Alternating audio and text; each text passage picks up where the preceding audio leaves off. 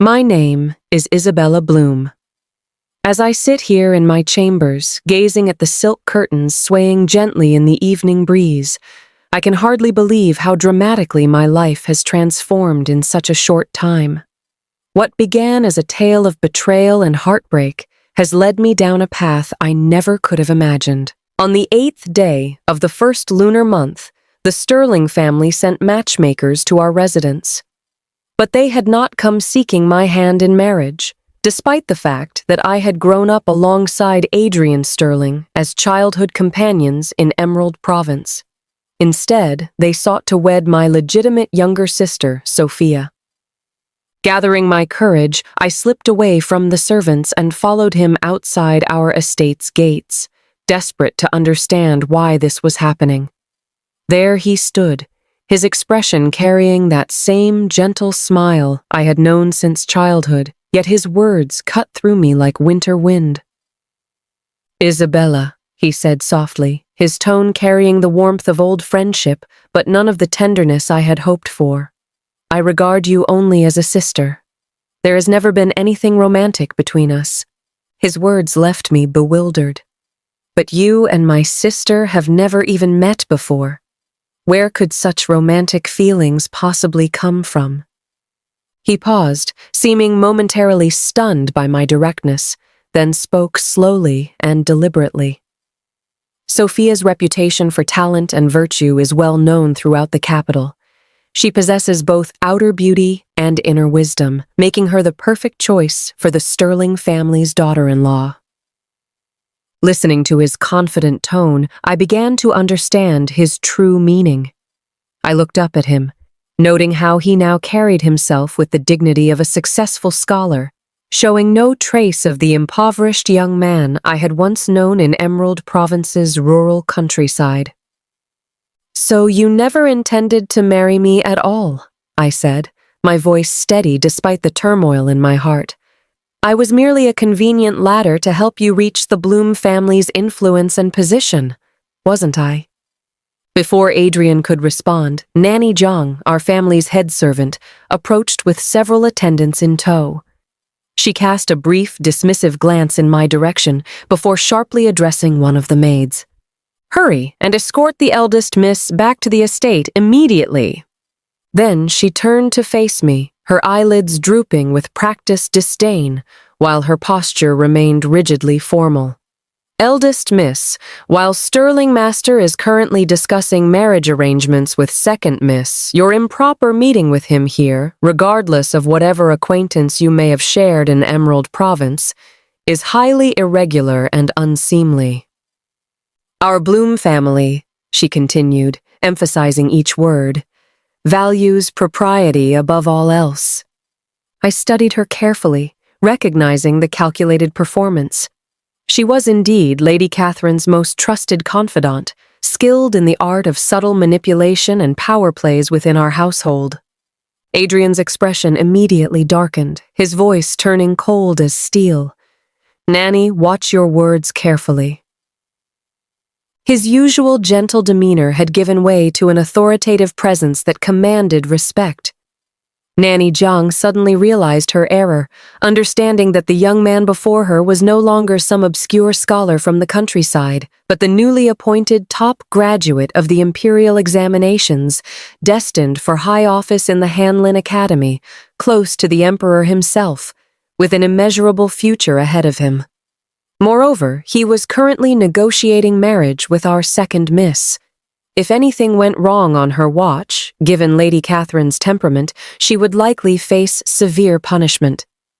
Her face paled as cold sweat began to form on her brow. I found the scene rather amusing, as it perfectly illustrated our family's twisted sense of propriety, cowering before power while bullying those they perceived as weak. "Kneel, you unfilial daughter." In the main hall, Father Lord Edmund Bloom raged with fury, hurling the lid of his tea bowl at my feet. I turned my head just in time to avoid the flying porcelain shards. Lady Catherine immediately rushed forward to comfort him, her face a mask of concerned worry. My lord, Isabella has only recently returned to imperial capital and is naturally unfamiliar with proper etiquette here. If anyone is to blame, it should be me for failing in my maternal duties. She dabbed at the corners of her eyes with a silk handkerchief, though no tears were actually present. Humph, Sophia interjected from her seat, her delicate face showing clear displeasure. There's no reason for an elder sister's mistakes to be blamed on her mother. I had to admit, the three of them appeared to be a true family unit, while I seemed like nothing more than an outsider who happened to share the Bloom surname. Ever since my birth mother's death 10 years ago, I had been treated as little more than an inconvenience. At age 6, I had somehow offended Lady Catherine, and father had angrily sent me away to Emerald Province to live with my grandmother, then ignored my existence for the following decade. Now, suddenly, he had urgently summoned me back to imperial capital. I was certain there had to be an ulterior motive. I straightened my spine and looked directly at the man seated in the position of authority. What crime have I committed, father? Though he was my father by blood, I saw no trace of paternal love in his eyes. Ungrateful child, he spat. You knew perfectly well that the Sterling family was coming today to request Sophia's hand in marriage, yet you brazenly chased after Adrian Sterling in public, engaging in improper conduct. What will outsiders think of our family? What will they think of your sister? He angrily shook off Lady Catherine's restraining hand and strode toward me, delivering a harsh slap across my face. I fell to the ground, my ears ringing and a warm, metallic taste filling my mouth. Looking up at that cold, merciless face, I abandoned any remaining hope for his affection. Father, surely you haven't forgotten that Adrian Sterling and I were betrothed while still in Emerald Province? I said quietly. Under these circumstances, if I hadn't sought an explanation, wouldn't that have created an even greater scandal later? The moment I finished speaking, Sophia leaped from her chair with such force that her flowing sleeves knocked over a plate of freshly peeled lychees that a servant had just prepared. The perfect, translucent fruits scattered across the floor, expensive delicacies that had likely been rushed to the capital by fast horses that very morning. Such luxuries never appeared in my quarters. What nonsense are you spouting? Sophia demanded furiously. How could Brother Adrian possibly be betrothed to you? You must be suffering from delusions, making up these wild claims. Lady Catherine also approached, though I caught the flash of impatience in her eyes before she arranged her features into an expression of benevolent concern. Isabella, are you harboring resentment toward me? I know you're older than Sophia and should naturally be married first, but the Sterling family's proposal was unexpected. If you're angry, you can speak to me privately, but don't damage your own reputation with such fabrications. Her words seemed reasonable on the surface, yet I knew she would have been delighted if I had died in Emerald Province and never returned. My very existence reminded everyone that she was merely a second wife, while I occupied the position that should belong to her daughter as the eldest legitimate child. 10 years ago, when I was only 6 years old, she couldn't tolerate my presence. With a few calculated moves, she had convinced father to send me far away. Now, with her position in the Bloom household firmly established, she probably thought controlling me would be as simple as crushing an ant. After wiping the blood from the corner of my mouth, I reached into my silk pouch and withdrew a jade pendant of modest quality but distinctive blue-green color, presenting it to the man before me. Father, this is the betrothal token. Everyone in the Sterling family would recognize it. Before Edmund could take it, Sophia rushed forward and snatched the pendant from my hands, smashing it on the floor with a sharp crack. Betrothal token or not, I don't care. I'm going to marry Adrian Sterling, she declared, shaking father's arm like a petulant child. Father, I don't like having sister around. Please send her back to Emerald Province." "Enough of this nonsense," he scolded, though his tone was gentle and his eyes filled with indulgence, completely different from the ice-cold treatment he had just shown me. So he was capable of paternal love after all. He simply chose not to extend it to me. Turning back to face me, his expression hardened again. "Return to your quarters immediately. Whether this betrothal story is true or false, you are never to mention it again. I have already made arrangements for your marriage. Stay in your chambers and learn proper behavior. If there's a next time, I will show no mercy." He referred to himself as this minister rather than father, making it clear that in his mind I was no longer his daughter. I stared down at the shattered jade pendant on the floor, my hands clenching into fists at my sides. If this was how things stood, then I had nothing left to consider. Minister Wang of the Revenue Department was approaching 40, having lost his wife to illness 6 months prior. He was seeking a new wife to manage his household affairs, and many families with marriageable daughters were eager to form such a connection. However, Minister Wang had particular requirements. Families of insufficient status didn't meet his standards, women lacking beauty didn't appeal to him, and those who were too old didn't suit his preferences. This, I realized, was the marriage father had arranged for me. The reason he had brought me back from Emerald Province. Using his disposable daughter to strengthen ties with the Revenue Department was indeed a profitable arrangement. No one cared whether I was willing. They didn't even need to inform me. With Adrian Sterling no longer an option, I would have to save myself. In September, Sophia and Adrian Sterling's engagement was formally announced. To prevent any complications, Lady Catherine ensured that whenever the Sterling family visited, I was confined to my quarters under various pretexts. I appeared to have learned my place, causing no disturbances. After each Sterling family visit, Sophia would come to my small courtyard like a proud peacock, displaying the gifts Adrian had given her. "So what if you knew brother Adrian for 10 years? She would taunt. Now, his heart and mind are completely focused on me. "You'd better continue being obedient and not covet things that don't belong to you. Whether it's father's affection or brother Adrian's love, they belong to me alone." I would nod calmly. "Then I wish you eternal happiness in getting everything you desire." She would eye me suspiciously, seemingly dissatisfied with my subdued response. You better be sincere about that." Then she would flounce away with renewed arrogance. In late September, the annual Imperial Autumn Hunt began. I knew my opportunity had finally arrived. Lady Catherine had no intention of bringing me along, preferring that I remain hidden to avoid potential complications.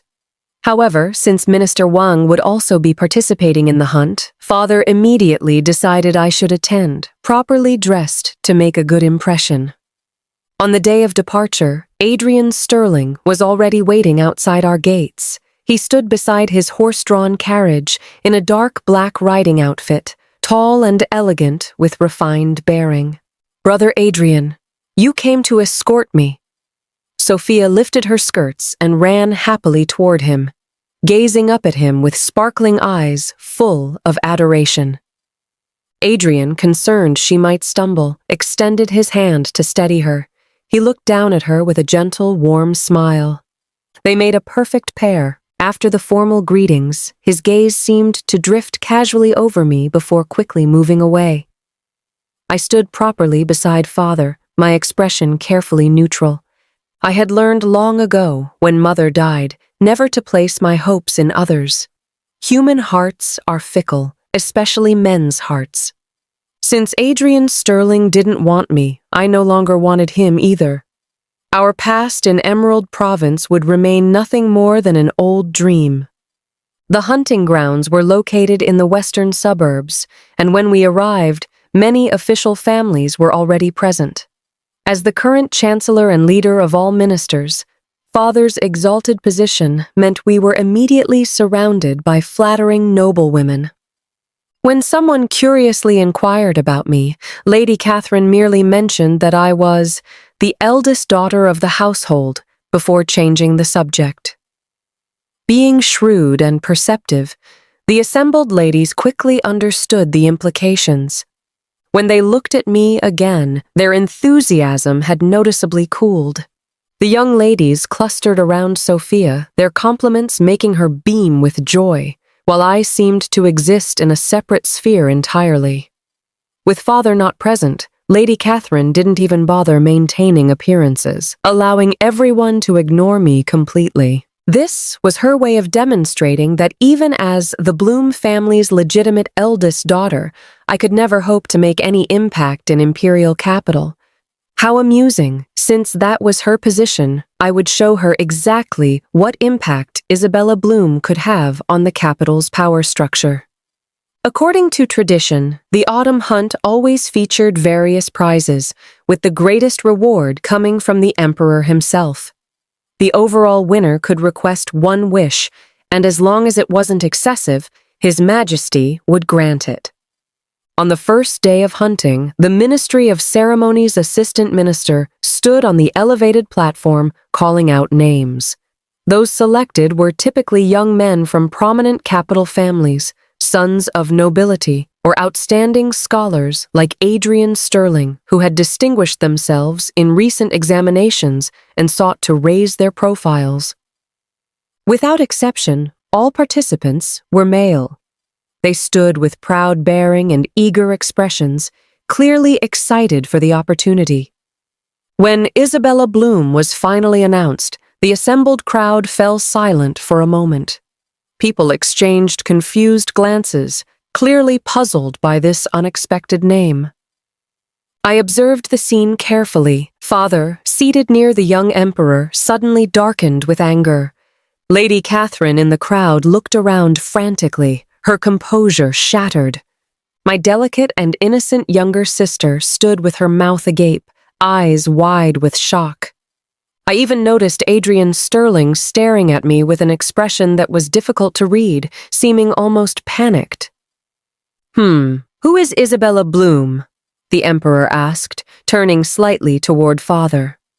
Among all the court ministers, there was only one Bloom family, and the males of this generation were still mere children, the eldest being only 7 years old. Before father could respond, I stepped forward from the inconspicuous position where I had been waiting and performed a deep curtsy. "Your Majesty, I am Isabella Bloom." Today I wore a deep black riding outfit with my hair bound high, making me appear almost indistinguishable from a young man at first glance. "Unfilial daughter, what nonsense is this? Get down from there immediately!" Father shouted, jumping to his feet in fury. His usual caution had been overwhelmed by panic, and he failed to notice the emperor's slight frown at his outburst. No subject should dare raise his voice so boldly in the imperial presence. "I remember now," the emperor said calmly, ignoring father's reaction. "Isabella Bloom, the eldest legitimate daughter of the Bloom family. Raise your head and speak." Father realized his impropriety and stood uncertainly, unsure how to proceed. I lifted my head and met the gaze of the man seated in supreme authority. The young emperor possessed a face like polished jade with eyes like cold stars. His refined features and naturally thin lips radiated an innate nobility and commanding presence. When he saw my face clearly, his form seemed to tremble slightly, and something flickered in his eyes, though he quickly regained his composure and spoke evenly. "Explain yourself." "Your Majesty, the autumn hunt regulations contain no prohibition against female participation. Though I lack talent, during my 10 years in Emerald Province, I became quite skilled in riding and archery. Having just returned to Imperial Capital, I hope to try my fortune in this grand event." I spoke casually, and several mocking laughs arose from the surrounding crowd, clearly ridiculing my presumption. The emperor narrowed his eyes, his mouth curving with what seemed like amusement. For a tense moment, I wondered whether this desperate gambit would succeed. Everything now depended on his whim. Suddenly he smiled and called out in a clear voice, "Granted." As if just noticing father still standing anxiously nearby, he added with apparent amusement, "Chancellor, you've raised quite a remarkable daughter indeed." I imagined father would have preferred to strangle me at that moment. Unfortunately for him, the game had been set in motion, and he would have no further opportunities to control me. I shouldered my bow and quiver, mounted my horse, and charged into the dense forest. As I passed through the crowd, I caught Lady Catherine's venomous glare. She was probably already plotting how to destroy me once the hunt concluded. I gave her a mocking smile. I would be waiting. The wind roared past my ears as I experienced that long-missed sense of freedom. Crouched low over my horse's back, I felt like a bird returning home after extended captivity. Today, I had to win the top prize, no matter what it took. Knocking arrows, drawing the bowstring, releasing, every shot found its mark with perfect accuracy. The spectators who had come expecting entertainment gradually fell silent. I spurred my horse toward the deeper wilderness, but someone was following closely behind. At a secluded spot, I halted my mount and regarded the pursuer with cold eyes.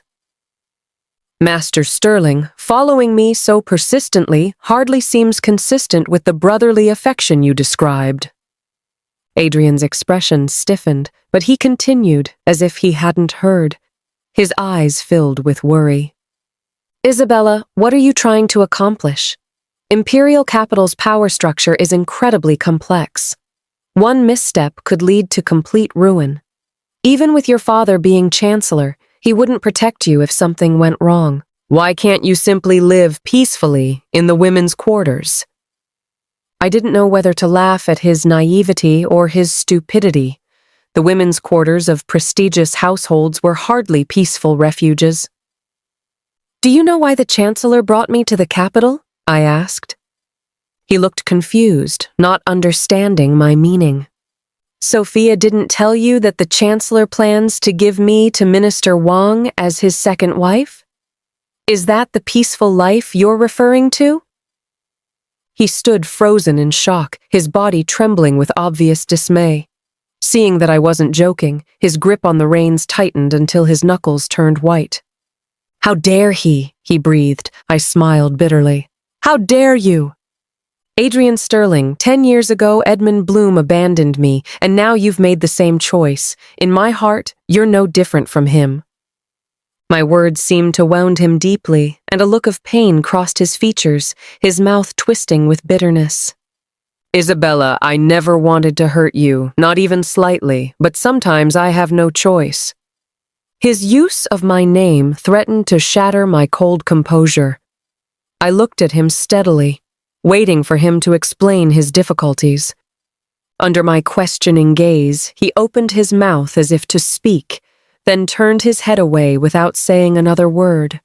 I sighed inwardly. I thought I had given us a chance, but he didn't trust me. Saying I wasn't hurt would be a lie. At that moment, my heart felt as though countless insects were gnawing at it. The surface remained calm, while inside, I was being torn apart. I remembered arriving in Emerald Province at age 6, how my grandmother had shown me little affection, assigning a single servant to watch over me before dismissing me from her thoughts. She didn't even notice when that servant lost track of me for several months. It was 8-year-old Adrian Sterling who found me and brought me home. I was still reeling from my mother's death, existing in a dazed state. When he showed me kindness, I clung to him like a drowning person grasping a lifeline, constantly holding onto his clothes and hiding behind him. At that time, he was still just the young master of Emerald Province's prefect family, genuinely kind and good-hearted. He gave me the name Isabella, allowed me to be his little follower, and took me exploring every day. It wasn't until months later that servants from the Bloom household finally found me. He boldly threatened that if anyone ever bullied me again, he would repay them double. In Emerald Province, all the major families gave the Sterling family considerable respect. Thanks to his deliberate protection, my days there weren't too difficult. If the Sterling family hadn't later suffered disaster, perhaps today we would be riding horses and singing songs in Emerald Province, living freely and happily. Returning to the present, the man before me still wouldn't offer explanations. My heart hardened again. Since you've made your choice, from now on we'll go our separate ways. As for what I intend to do, you can no longer stop me, can you, brother-in-law? He turned red-eyed at my form of address, and I felt a perverse satisfaction in my small revenge. No longer hesitating, I wheeled my horse around and began pursuing new prey. Isabella. I heard someone calling my name faintly through the wind. It no longer mattered. When the hunt concluded, my horse was laden with game, and a mature crimson deer followed behind. It had been too beautiful to kill. My hair was disheveled by the wind, my clothes stained with blood, but my heart felt incredibly light. I knew I had won. I looked up toward the elevated platform and raised my catch toward the Emperor, perhaps showing excessive confidence. The emotions I had suppressed for so long seemed to find an outlet, and I allowed myself to savor this moment of triumph. "Outrageous creature!" Father's voice rang out in condemnation. "Excellent!" came the Emperor's simultaneous praise. The ruler even seemed excited, rising from his seat and clapping repeatedly, while Father's face cycled between green and white with barely contained fury. The Emperor glanced at Father before returning his attention to me. "Tell me what reward you desire." We regarded each other directly. His eyes sparkled with amusement, seemingly unconcerned by my breach of protocol. I nodded and assumed a thoughtful expression, though from the corner of my eye I noticed Adrian Sterling's rigid posture, tightly pressed lips, and deeply furrowed brow. What was he worried about? Before I could speak, Sophia stepped forward and linked her arm affectionately through mine, her expression sweet and seemingly innocent. "Sister is so good to me. Knowing about my upcoming winter wedding with brother Adrian, she wanted to help me request an imperial gift to bring good fortune. Thank you, sister." Her tone was genuinely delighted, as if this had actually been my intention. I couldn't help but smile at her audacity. Seeing this, Lady Catherine also approached with a beaming expression, taking my other arm. "Seeing such sisterly affection brings this mother great joy. Isabella, how thoughtful of you." The two of them had effectively decided for me, singing their duet while the assembled crowd praised our sisterly bond. They were confident that I had no choice but to go along with their narrative. They still didn't understand me at all. I forcefully freed my arms from their grasp. Their smiles froze as they secretly tried to maintain their grip, but physical strength happened to be among my most negligible talents. After pushing them aside, I looked up toward the throne with determination. "Your Majesty, I wish to enter the palace." The Emperor paused, then laughed with genuine delight, calling out clearly, "Granted." Isabella Bloom, eldest legitimate daughter of the Chancellor, is hereby granted the rank of noble consort to enter the palace in 3 days. I was shocked. With the Empress position still vacant, noble consort was the highest rank available. Why was he being so hasty? Father seemed even more surprised than I was. He had actually considered sending Sophia to the palace, as becoming imperial relatives would elevate the family to an entirely different level. But the new emperor had always been wary and suspicious of him, so he had never seriously considered that any Bloom family daughter would be acceptable. This had finally made him abandon such hopes.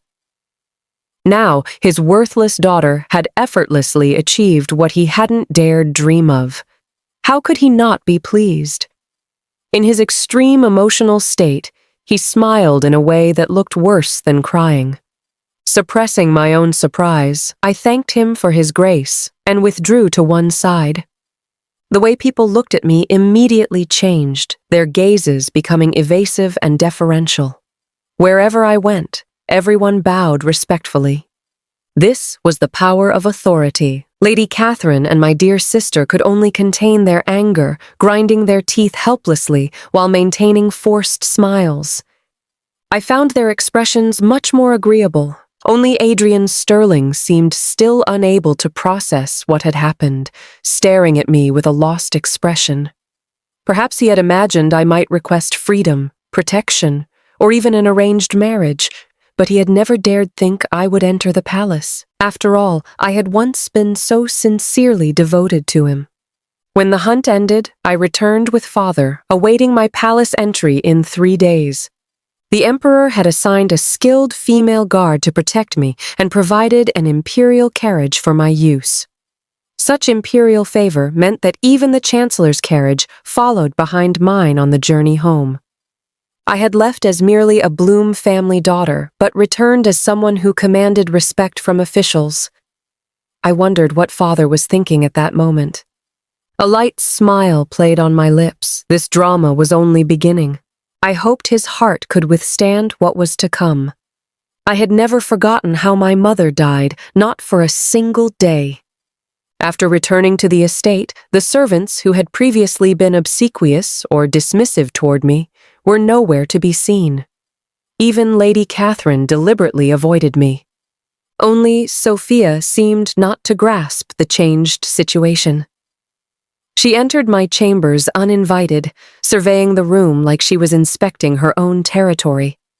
Upon seeing several pairs of fine, auspicious crane and cloud pattern vases that father had sent, she angrily swept them to the floor.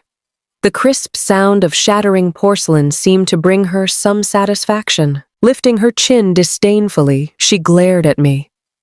"What right does a country bumpkin like you have to use such fine things?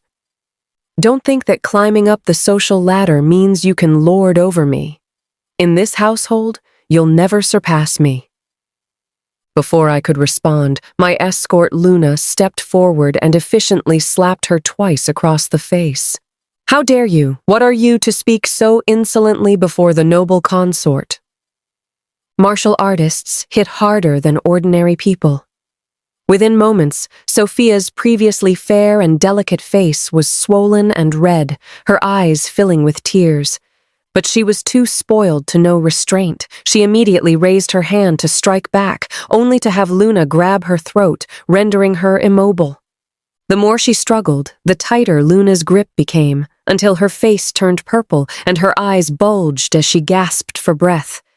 Only then did fear finally register, and she began trembling, while looking at me with panic and pleading. I walked slowly toward her, running my fingers along her swollen cheek. Grudges have their sources and debts have their owners. Actually, you and I have no real enmity. If you can behave yourself, perhaps you can continue enjoying your comfortable life as a pampered young lady for a few more days.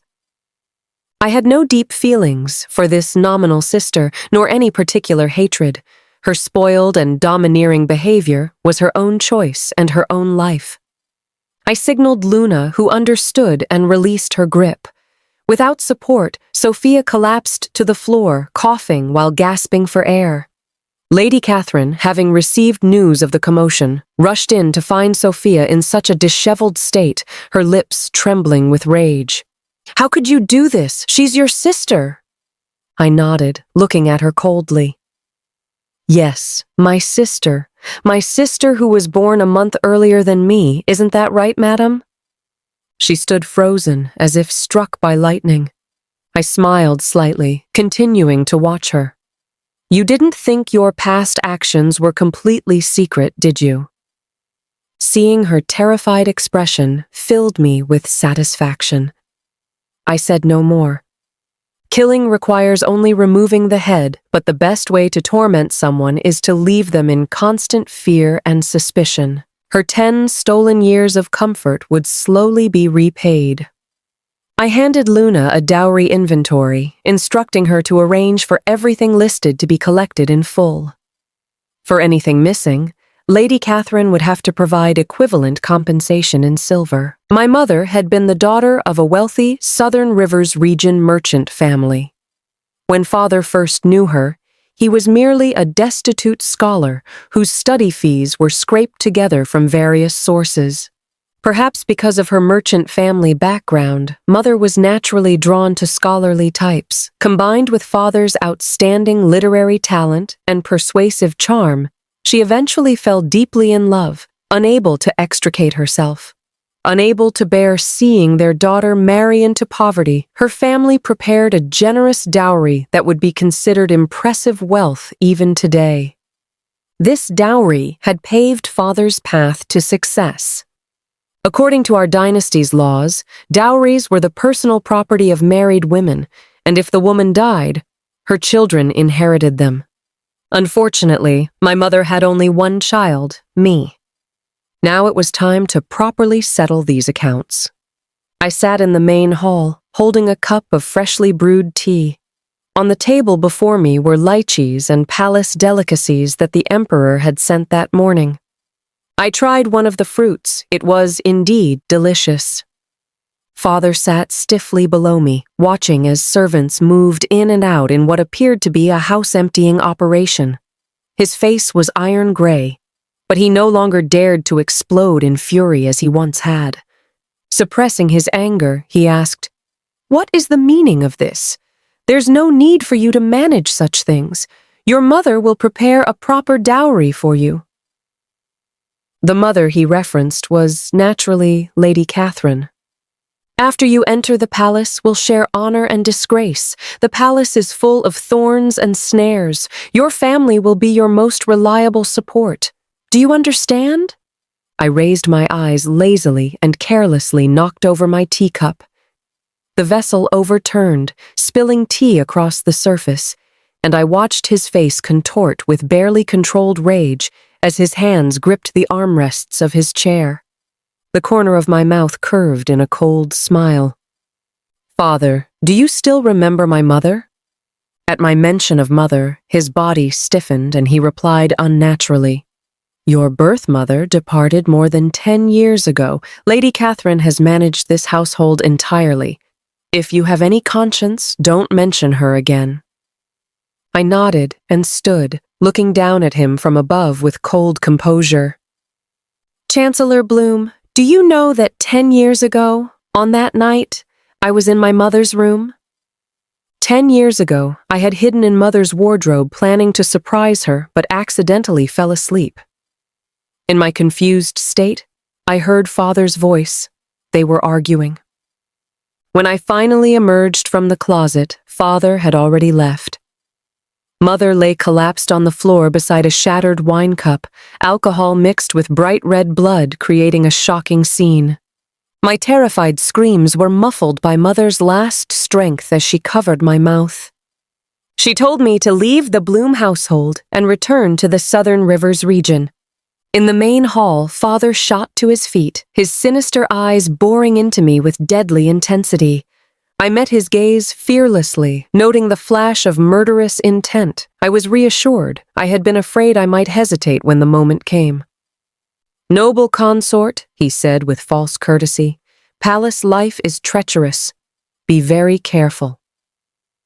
"Thank you for the Chancellor's advice. This consort will certainly keep it in mind." He snorted coldly, swept his robes dramatically, and strode out.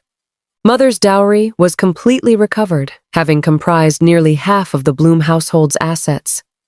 Edmund Bloom was focused entirely on gaining power, while Lady Catherine lacked business sense.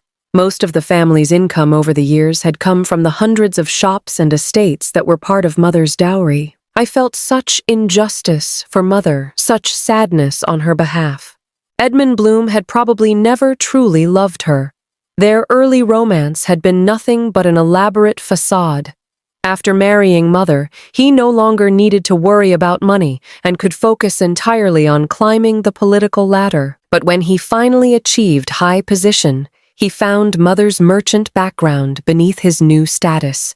Her very existence constantly reminded him of his humble past, so he came to hate Mother while being unwilling to give up the wealth she had brought. He conspired with Lady Catherine to murder my mother. When Luna's people finished removing everything from the dowry inventory, Lady Catherine's complexion was ghastly. 8 or 9 out of 10 furnishings in her chambers had originally belonged to Mother. Even the purple sandalwood-carved bed she slept on was dismantled and removed. Sophia's room suffered similarly.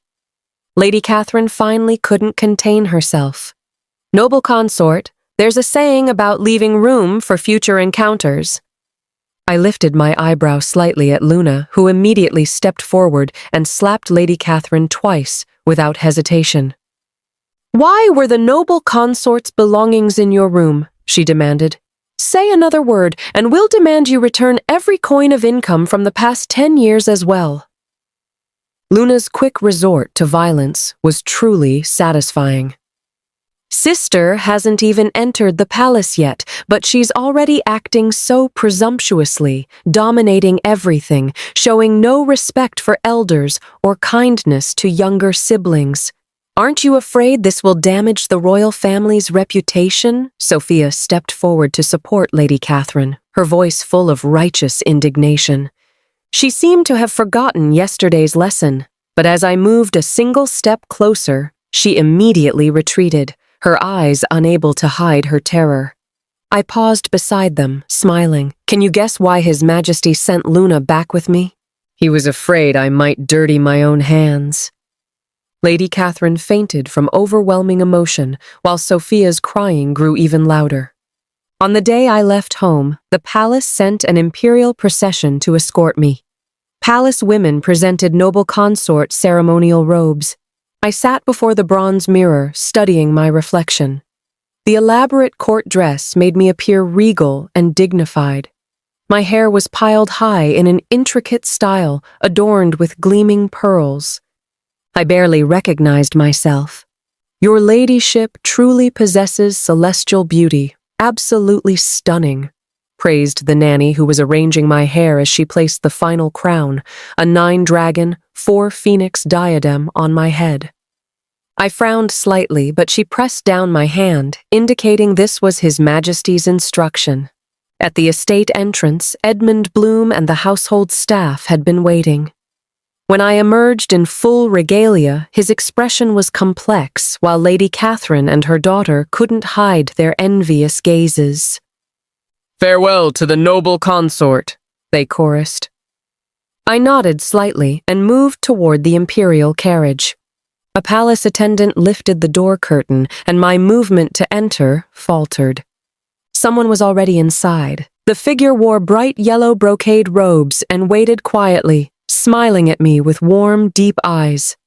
He extended his palm toward me. I hesitated for a moment, then smiled and grasped his hand, calmly entering the carriage to sit opposite him. "Your Majesty honors me by making this journey personally." He shook his head. "It's no trouble. I remember telling you my name 2 years ago. When we're alone, simply call me Sebastian." He gently caressed my fingers. "Isabella, does entering the palace trouble you?" My thoughts scattered as I recalled that 2 years ago, Sebastian would still have been crown prince, conducting business in Emerald Province. The former emperor had fallen critically ill and urgently summoned him back. His party was ambushed at Dragon's Gate Pass. This location was treacherous, easy to defend, but hard to attack. When they were surrounded and exhausted, I happened to be passing through and helped them shoot their way out. I knew Dragon's Gate Pass intimately, having spent countless days riding and practicing archery there since learning those skills. That day, after leaving others to hold the rear guard, I led him and 2 attendants through various hidden paths in Dragon's Gate Pass, successfully getting them out before nightfall. At the time, I was still dressed as a man, and he hadn't noticed otherwise. He said his name was Sebastian, and that if I ever encountered difficulties, I could seek him out in Imperial Capital. Before parting, he asked my name. After brief consideration, I left him with just Isabella before hurrying away. I still needed to find Adrian Sterling. In the carriage, he watched me quietly. Isabella, at the hunt that day when you stood in riding clothes with such heroic bearing, I recognized you immediately. The circumstances then were urgent, and I never properly thanked you. I'm truly delighted that you chose to enter the palace. I lowered my gaze with a smile. How could I not have known? When I saved him, I hadn't thought deeply about it. But when he said his name was Sebastian with the imperial surname, while locals in Emerald Province might not have understood the significance, I immediately grasped it. I had come to Imperial Capital originally planning to seek fulfillment of his promise. Through unexpected circumstances, I had ended up in his harem instead. Looking at his expectant expression, my heart softened. I returned the pressure of his hand. I'm also very happy. Happy that everything seemed easier than I had planned. Sebastian was an excellent emperor, busy every day with frontier military reports, public works, water management, and administrative assessments.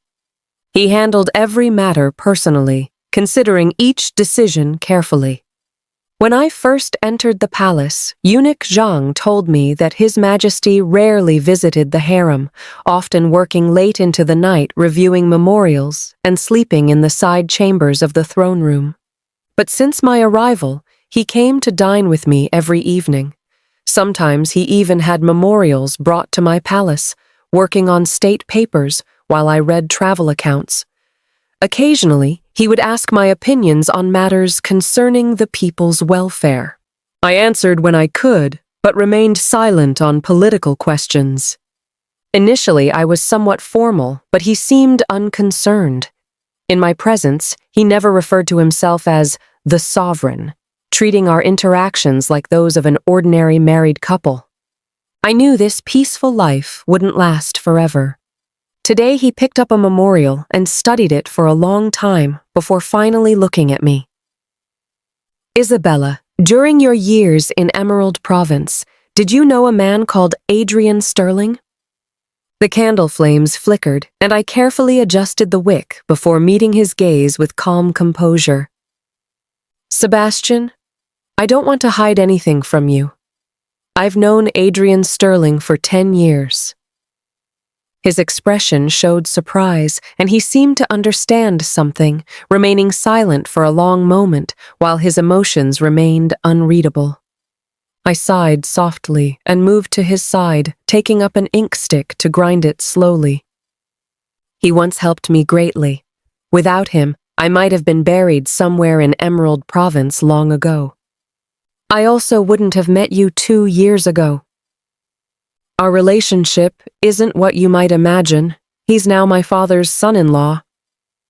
His expression relaxed somewhat, and he set down his writing brush. His arms circled my waist, pulling me onto his lap. His face pressed against my neck, his voice husky. Isabella, I trust you. The fine stubble on his chin tickled my skin, sending shivers through my body. Strange new feelings stirred within me. He seemed genuinely moved.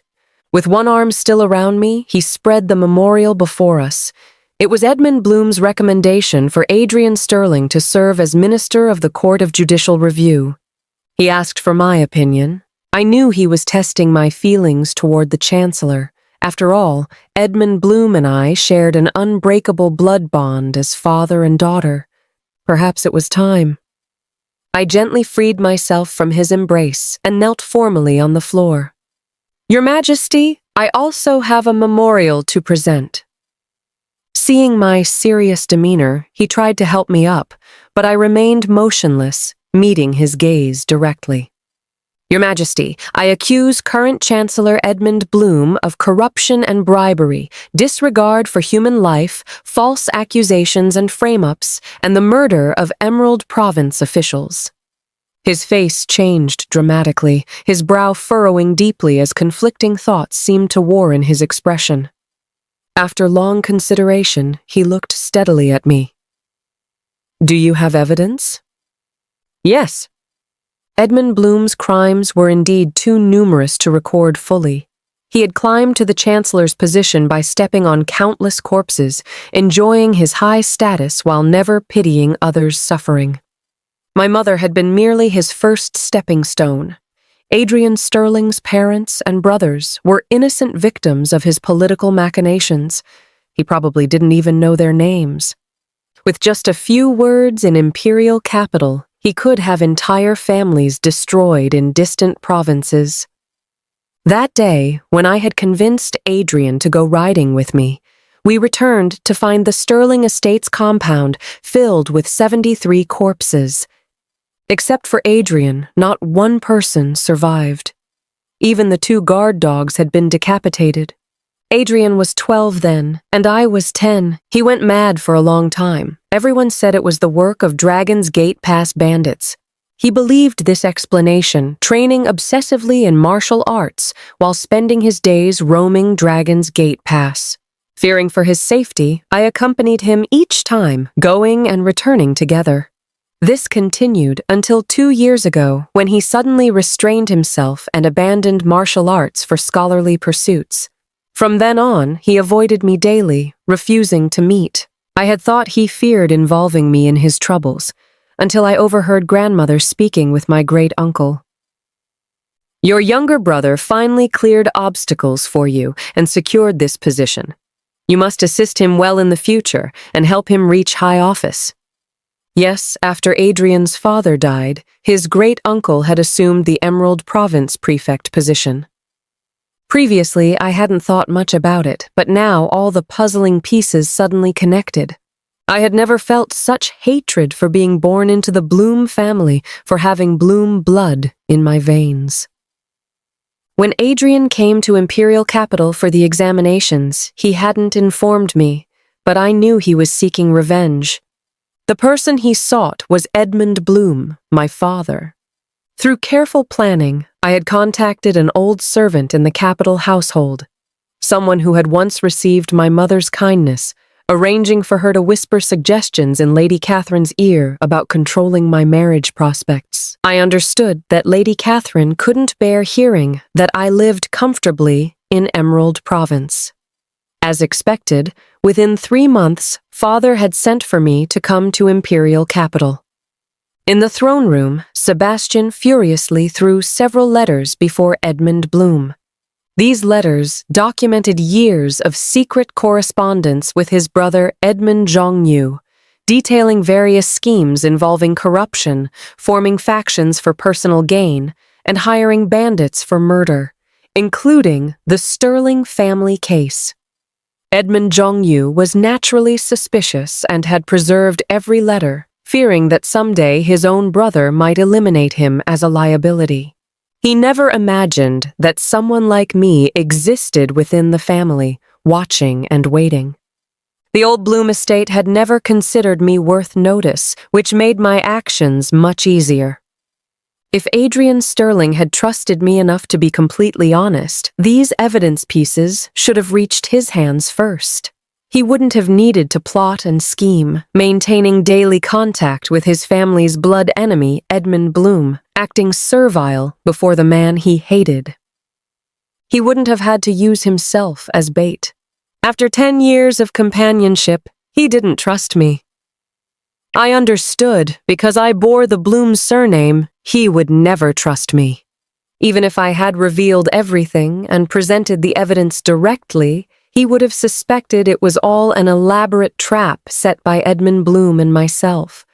After all, he could never comprehend that while some people spend their entire lives plotting revenge for their fathers, others exhaust themselves trying to bring their own fathers to justice.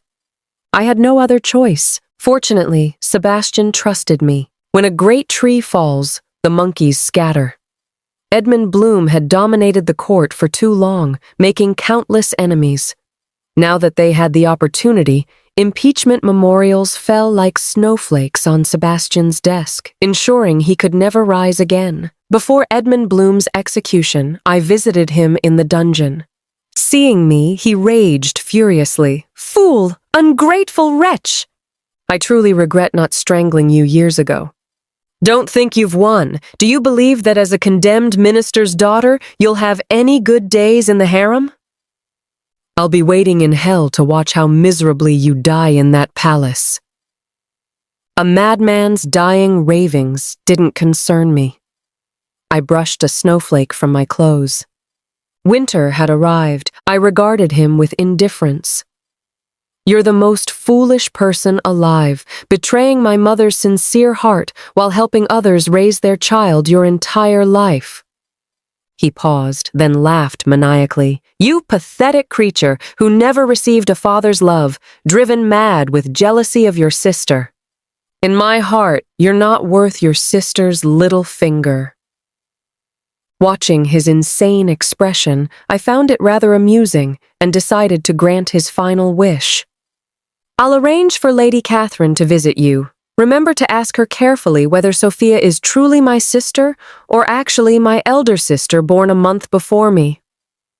You've spent your life scheming and deceiving countless others, only to be fooled your entire life by those closest to you. Truly, what goes around comes around. When you reach the underworld tomorrow, my mother will deal with you properly. She'll bless me with good fortune for the rest of my life." Ignoring his collapsed cursing, I walked calmly away. The knot that had bound my heart for years finally began to dissolve.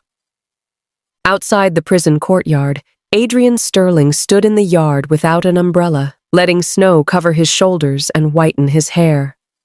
When he saw me emerge, he smiled with tears in his eyes, a smile both desolate and lonely. And I stood under the eaves, and we looked at each other across the distance. Now we had no standing to walk side by side. The palace carriage arrived. As I lowered my head to enter and passed by him, I lifted the curtain corner slightly. "Brother Adrian," I whispered softly, "Isabella owes you nothing now." Returning to the palace that evening, Sebastian unusually wasn't busy. He dismissed the servants and personally helped me remove my cloak, placing a hand warmer in my palm. "Isabella, have you resolved your inner conflicts?" A sudden impulse seized me. I raised my hand to trace his features, touching his eyebrows, eyes, nose, and finally his lips. He seemed surprised by my unusual initiative. I rarely displayed such intimacy. "Don't call me Isabella anymore. Let that name remain in the past." His eyes grew tender as he smoothed my wind-tousled hair. "I don't mind at all. From now on, you're only my Isabella. I hope you'll have good fortune your entire life." That afternoon, Sebastian didn't attend to business, spending the entire time with me in the palace. He told me many intimate thoughts I had never known before. He said that 2 years ago, he had immediately realized I was a woman and admired my courage and chivalrous spirit. He was genuinely grateful for my assistance in allowing him to see the former emperor one last time. After ascending the throne, amid all his busy duties, he had sent people to Emerald Province searching for me, but with so few clues, they had found no trace. During the hunt, his first reaction upon seeing me was joy. When I returned victorious, raising my catch toward him with that bold smile, his heart suddenly trembled like a still lake disturbed by a thrown stone, creating endless ripples. When I requested to enter the palace, even though he clearly knew I felt no love for him, he still couldn't help but feel delighted. He shared so much with me. I believed his sincerity in that moment. In my 17 years, few people had treasured me so highly or expressed their love so directly. Now that everything was settled and the situation was irreversible, I was willing to lose myself briefly in this happiness. As for the future, I had never expected to monopolize an emperor's love. As long as I remained sufficiently clear-headed, with the nation prosperous and the world peaceful, all my remaining days in the palace would be good ones. As night deepened, Sebastian continued reviewing memorials. In the flickering candlelight, his focused profile appeared especially handsome. I gently caressed my teacup, thinking about the changes in the palace over these past months. Since entering the palace, I had completely established my position. With Sebastian's favor and trust, plus Luna's loyal protection, no one in the harem dared to provoke me lightly. Those palace women who had initially treated me coldly now showed nothing but respectful deference. Most importantly, I had finally avenged my mother's blood. Edmund Bloom had met justice, while Lady Catherine and Sophia had lost their support, living in constant fear at the estate. Whenever I thought of this, satisfaction surged through me. Mother's spirit in heaven should finally be at peace. Lost in thought, Sebastian suddenly looked up at me, his eyes tired but still gentle. "Isabella, what are you thinking about?" I rose and moved behind him, gently massaging his shoulders. "Just remembering some past events." He caught my hands and pulled me to sit before him. "All that is behind us. From now on, you need only think about our future." Looking at his earnest expression, warmth suddenly flooded my heart. Perhaps I really could try to let go of past hatred and find happiness that belonged to me in this deep palace. "Sebastian, have you ever wondered what would have happened if we had met as I truly was that first time at Dragon's Gate Pass?" He pondered briefly, then smiled. "In that case, I probably would have brought you directly back to Imperial Capital to be my princess." "You were only crown prince then," I reminded him. "Prince or emperor," he gazed into my eyes. "Meeting you was the greatest fortune of my life." Hearing such honest declaration, the icy walls around my heart seemed to melt a little more. Perhaps I really could learn to love this man. Suddenly, urgent footsteps sounded outside. Eunuch Zhang rushed in, looking panicked.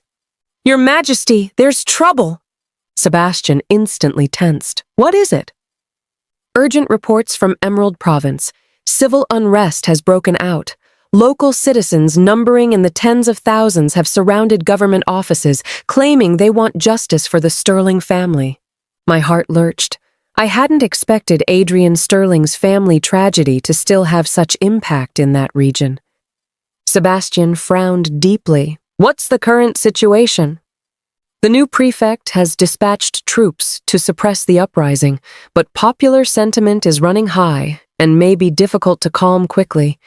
Moreover," Zhang stole a glance at me, "they're also shouting slogans about seeking justice for noble consort Isabella." I was stunned. I hadn't imagined that people so far away in Emerald Province still remembered me and considered me a victim. Sebastian remained silent for a long time before looking at me. "Isabella, it seems you were very popular in Emerald Province." I nodded. "I lived there for 10 years and had considerable contact with local people. They're good, simple folk who were simply kept in the dark about the truth." "How do you think this should be handled?" Sebastian sought my opinion. I considered carefully. The root of civil unrest lies in unredressed grievances. Now that Edmund Bloom has been executed, the people don't know this. We could send someone to announce Edmund Bloom's crimes and execution, letting people know the truth. Additionally, I paused, we could issue a statement in my name to the Emerald Province people, thanking them for their concern while assuring them that I'm well in the palace. Sebastian nodded approvingly. "An excellent strategy. Eunuch Zhang, prepare an edict immediately according to the noble consort's suggestion." Zhang accepted the order and departed. The room returned to quiet. Sebastian took my hand, sighing. "I never expected such wisdom from someone so young." I smiled bitterly. "After experiencing so much, it's hard not to mature." Isabella. Sebastian suddenly grew serious. Have you ever resented me? After all, it's because of your connection to me that you were forced to enter the palace. I looked at his worried expression, warmth filling my heart. I've never resented you. On the contrary, I'm grateful. If I hadn't entered the palace, I might never have had the opportunity to avenge my mother. Moreover, I reached up to touch his face. Perhaps meeting you truly was destiny's arrangement. He grasped my hand and kissed my palm gently. Isabella, I promise that no matter what happens in the future, I will protect you. Snow fell outside while cold wind howled, but in this warm palace, I felt genuine security for the first time. Perhaps my new life was just beginning. Several days later, news arrived from Emerald Province. The civil unrest had been quelled. Upon learning of Edmund Bloom's execution, people had kowtowed in gratitude. My letter of reassurance had moved many to tears. Your Majesty, popular sentiment has returned to normal, and Emerald Province is completely stable, Eunuch Zhang reported joyfully. Sebastian nodded with satisfaction. Isabella handled this matter perfectly. I was about to respond modestly when sudden dizziness overcame me. Sebastian quickly steadied me. Isabella, what's wrong? I waved my hand dismissively. It's nothing. Probably just fatigue from recent days. Sebastian looked at me with concern. Summon the imperial physician. That's not necessary. I managed to smile. I'll be fine with rest. But this dizziness persisted over the following days, becoming increasingly frequent. Luna, watching anxiously, finally secretly summoned the palace's finest female physician to examine me. When the physician delivered her diagnosis, I could hardly believe what I heard. Congratulations, your ladyship, you are with child. With child? I sat there in a daze, uncertain whether to feel joy or worry. As noble consort, bearing the emperor's son should be cause for great celebration, yet something about the timing felt unsettling. Seeing my complex expression, Luna asked carefully, Your ladyship, this is wonderful news. Why don't you look happy? I sighed. Luna, in the harem, pregnancy may be good fortune, but it also means greater danger. Now that I've just established my position, if I'm pregnant at this time. I didn't finish, but Luna clearly understood my concerns. Harem struggles never ceased due to pregnancy. If anything, they often intensified. Your ladyship, should we perhaps not tell His Majesty yet? Luna suggested. I shook my head. It can't be hidden. Besides, Sebastian trusts me so completely. I shouldn't deceive him. Just then, Sebastian entered. Seeing my pale complexion, he immediately became anxious. Isabella, are you still unwell? I've already summoned the imperial physician. I looked at his worried expression, my heart softening. Since I'd decided to tell him, now was the time. Sebastian, I have something to tell you. What is it? I took a deep breath. I'm pregnant. Sebastian froze, taking a long moment to react. Then his face lit up with enormous joy. Really? Isabella? Is this true? I nodded. Sebastian was so excited he nearly jumped up, holding me tightly and covering my forehead with countless kisses. Wonderful! Isabella, this is truly wonderful. We're having a child. Seeing his excitement, my worries eased somewhat. Perhaps with Sebastian's protection, both the child and I would be safe. Sebastian, I gently touched my still flat belly. Do you hope for a boy or girl? Either is perfect, he answered without hesitation. Whether boy or girl, as long as it's our child, I'll love them equally. What if it's a girl? In this dynasty, a princess's status? Sebastian interrupted me. If it's a girl, I'll make her the most honored princess in the dynasty. If it's a boy, I'll personally teach him to be a benevolent ruler." Hearing his firm promise, warmth flooded my heart. Perhaps I really could find happiness that belonged to me in this deep palace. From that day forward, Sebastian became even more attentive and caring. He not only supervised my diet and daily life, but also assigned additional palace women to serve me. He even reduced his administrative duties to spend more time with me. "Your Majesty, this cannot continue," Eunuch Zhang worried. "Many urgent matters are accumulating at court."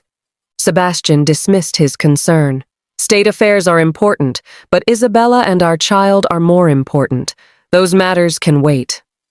Hearing this, I felt both moved and concerned. "Sebastian, you can't neglect governance because of me." "How could it be neglecting?" He looked at me tenderly. "Caring for one's wife and child is a man's most important responsibility."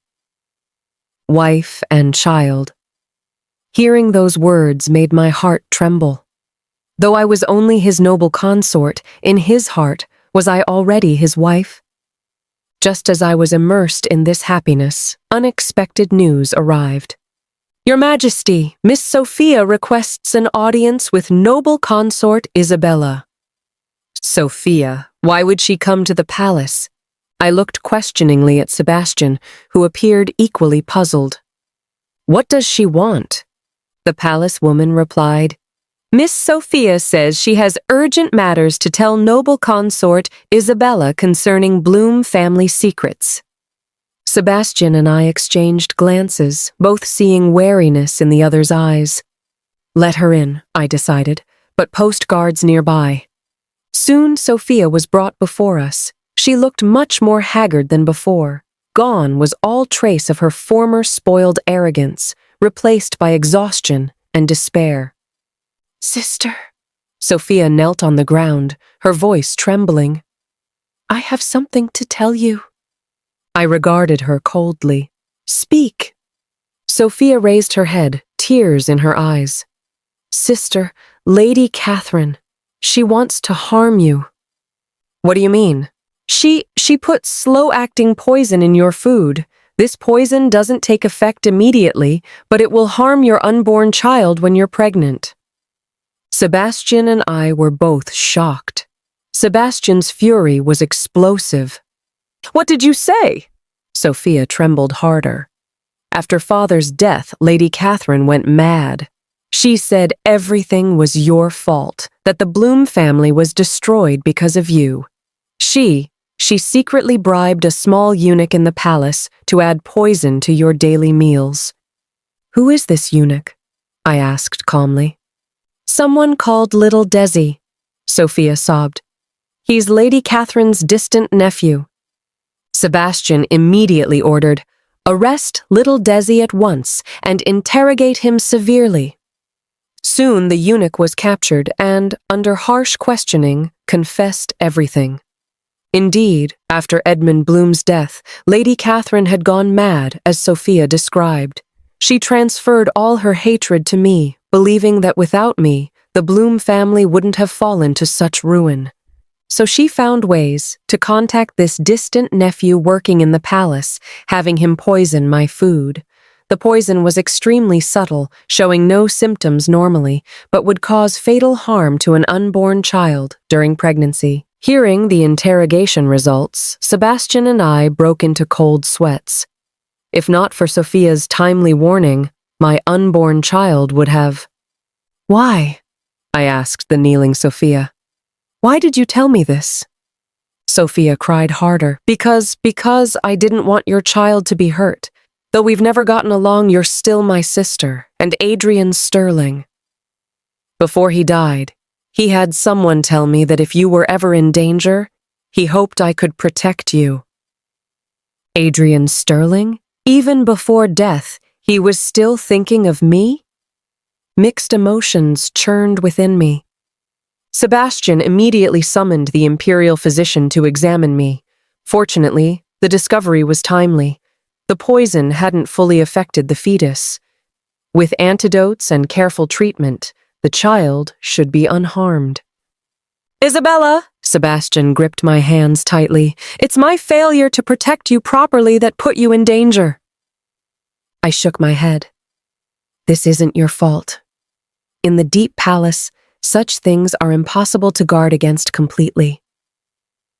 That poisonous woman, Lady Catherine, I'll make her pay dearly, Sebastian raged. She's already mad, I sighed. A mad woman's revenge is often the most terrifying. Sophia still knelt on the floor. I glanced at her. What are your plans now? I don't know, Sophia wept. Lady Catherine hates me now too, saying I betrayed her. I have nowhere to go. I considered for a moment. Would you be willing to remain in the palace? I can arrange a position for you. Sophia looked up hopefully. Really? Sister, would you truly take me in? But there's one condition, I said seriously. From now on, you must completely break with the past. In the palace, I hope you can become an entirely new person. Sophia nodded vigorously. I will. I definitely will.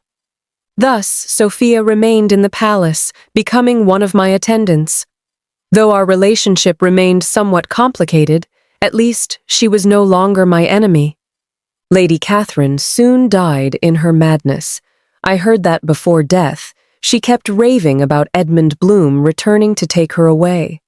Perhaps this was what they called karmic retribution. After this ordeal, I treasured my current life even more. Sebastian's care became even more meticulous. He treated me like precious treasure. Time flew by, and soon I reached my delivery date. After painful labor, I successfully gave birth to a son. When that tiny life was placed in my arms, my heart filled instantly. This was my child, mine and Sebastian's. Isabella, we have a son! Sebastian was moved to tears of joy. I gently caressed the infant in my arms, endless tenderness welling up. What shall we name him? Let's call him, Sebastian thought for a moment. Sebastian Jr. I smiled. Perfect. Sebastian Jr. it is. From that day, our lives gained new color. Junior was an extremely bright child who, though still very small, could already distinguish our voices. Whenever Sebastian or I spoke, he would listen quietly, his dark eyes full of curiosity. Isabella. One evening, Sebastian held the sleeping Junior and said to me, "Thank you for giving me such a perfect son." I leaned against him. He's your son, too. No, Sebastian kissed my forehead. You've given me a complete family. Isabella, I love you. Hearing those 3 words made my heart tremble. Though we'd been together so long, this was the first time he'd expressed his love so directly. I love you too, Sebastian. I finally spoke what was in my heart. Yes, I loved him. This man who had given me protection, respect, and a child. Though our union began with various purposes and calculations, now I genuinely loved him. Isabella. Sebastian suddenly grew serious. There's something I've always wanted to ask. Do you still think about Adrian Sterling? I was silent for a while. I won't say I've completely forgotten him. After all, we have 10 years of memories. But Sebastian, now the most important people in my heart are you and our child. Sebastian nodded with satisfaction. I understand. Isabella, I won't be jealous of a dead man. I just wanted to confirm that your heart now belongs to me. Yes, I said firmly. My heart belongs to you. Just as our family of 3 was immersed in happiness, news came from outside the palace. Your Majesty, urgent military reports. Sebastian frowned, carefully placing Junior back in his cradle before taking the dispatch. After reading it, his expression grew very grave. What's wrong? I asked worriedly. Enemy forces have invaded the frontier. The situation is critical. I must personally lead troops there. Personal expedition? My heart jumped. Must you go yourself? Couldn't you send other generals? Sebastian shook his head. These enemy forces are very powerful. Without my personal command, victory will be difficult. Isabella, I know you're worried, but this is my duty as emperor. I knew he was right, but my heart filled with reluctance and anxiety. When will you return? 3 months at the earliest. Sebastian grasped my hands. Isabella, during this time you must take good care of yourself and Junior. I've arranged palace affairs. Luna will protect your safety. Though extremely reluctant, I knew this was necessary. I'll wait for your return. I will definitely come back. Sebastian kissed me deeply. When I return, our family of 3 will be together forever. The next morning, Sebastian departed with his army. Watching his retreating figure, enormous emptiness filled my heart. From that day, I began a long wait. Days passed one by one, and Junior grew slowly, already laughing with delight. Whenever I saw him, I thought of Sebastian, my heart both sweet and longing. Your ladyship, look, the little prince is laughing again. Luna played with Junior, her face full of affection. I smiled too. He must miss his father. Just then, hurried footsteps sounded outside. A palace woman rushed in, looking panicked. Your ladyship, terrible news! Reports from the front say His Majesty. He's been injured. What? My heart lurched, and I nearly couldn't stand. What exactly happened? I heard that during a battle, His Majesty was struck in the chest by an enemy arrow while saving a soldier. Though not life-threatening, the wound is severe.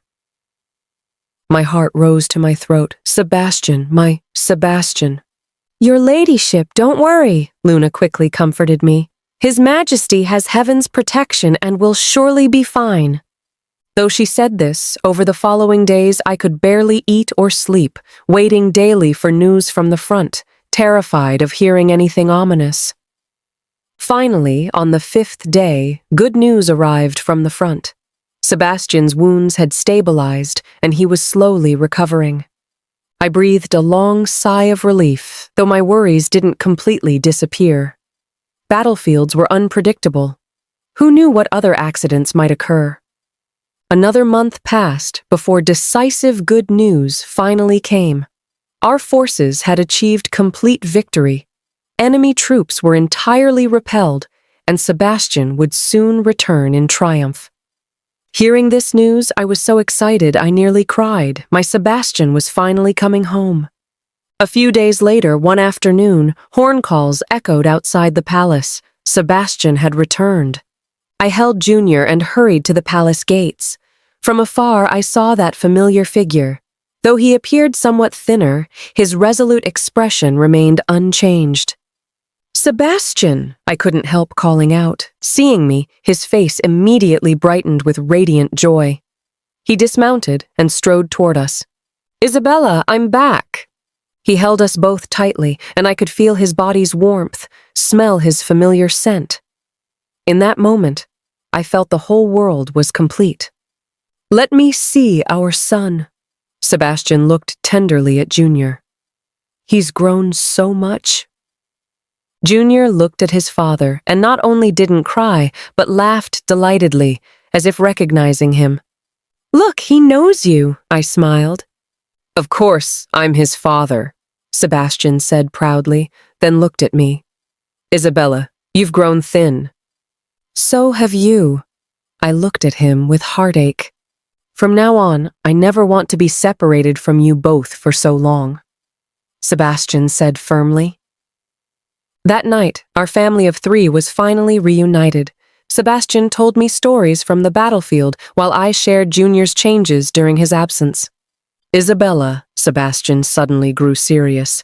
On the battlefield, In that moment, all I thought about was you and Junior. I couldn't die. I had to return to protect you both. I grasped his hand. Sebastian, don't say such things. You've returned safely, and we should treasure every day we have together. Yes, He kissed my hand. From now on, our family will be together forever, always happy. Looking at Junior sleeping in his cradle, then at Sebastian beside me, my heart filled with contentment. After so much turmoil and hardship, I finally possessed a family that belonged to me. Though this family existed within the deep palace, though future challenges might await, I believed that as long as we loved each other, we could overcome any difficulty. At this moment, I felt like the happiest woman in the world. I had a husband who loved me, an adorable son, and a future full of hope. This is my story, the story of Isabella Bloom. From a pitiful girl abandoned by her father, to a noble consort of high rank and power in the deep palace, to a happy wife and mother. Life is like a play, with both sorrow and joy. But most importantly, one must learn not to surrender before fate, and courageously fight for what one desires. The me of today is no longer that helpless little girl dependent on others in Emerald Province. I am Isabella, Sebastian's beloved, Junior's mother, one of this nation's most honored noble consorts. And my story is far from over. Countless days await us in the future. Countless stories wait to be written. But whatever the future holds, I will remember this night, remember this hard-won happiness, because this happiness was something I fought for with all my strength, and it is my most precious treasure.